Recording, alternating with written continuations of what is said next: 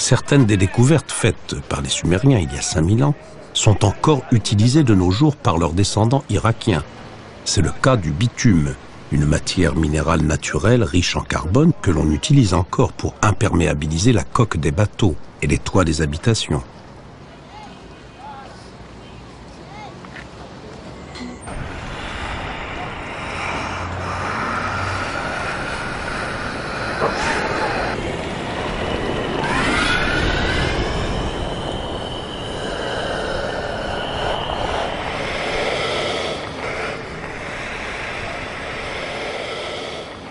Nous sommes à Hit, petite ville des bords de l'Euphrate, à 600 km des cités sumériennes.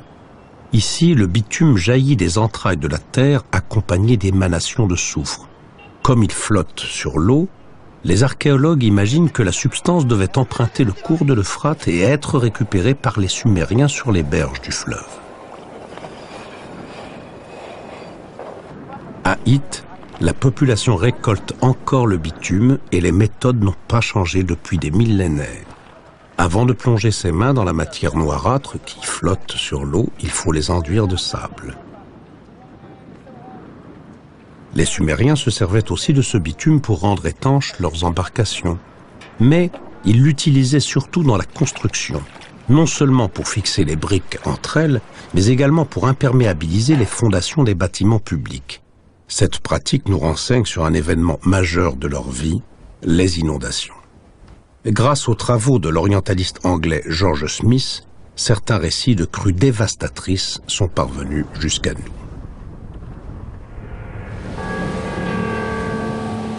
La mauvaise conduite des hommes ayant mécontenté Enlil, le dieu suprême, celui-ci décida de les engloutir sous un formidable déluge, malgré les supplications de Enki, dieu protecteur des hommes.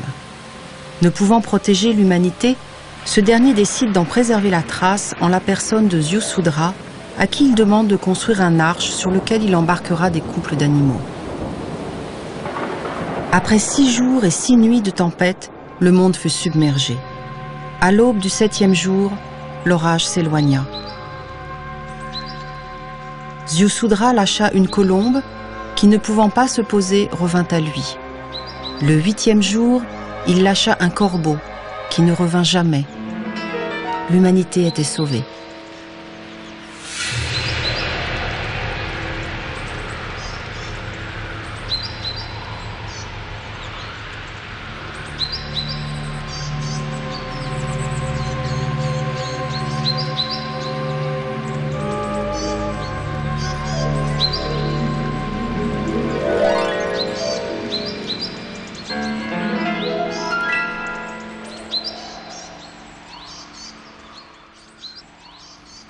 Nous n'avons retrouvé les mythes mésopotamiens que depuis un peu plus d'un siècle dans les textes qui ont été trouvés, en particulier dans la bibliothèque de Ninive, en particulier le déluge.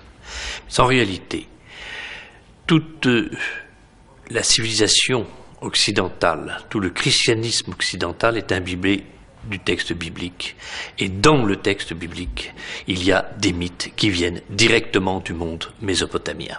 Et toute l'histoire du christianisme occidental est dominée par ces mythes, compris ou pas compris, réinterprétés bien souvent, pas sentis peut-être dans la signification profonde que leur accordaient les habitants de la Mésopotamie. Mais ces mythes sont là et ils nous ont complètement imprégnés.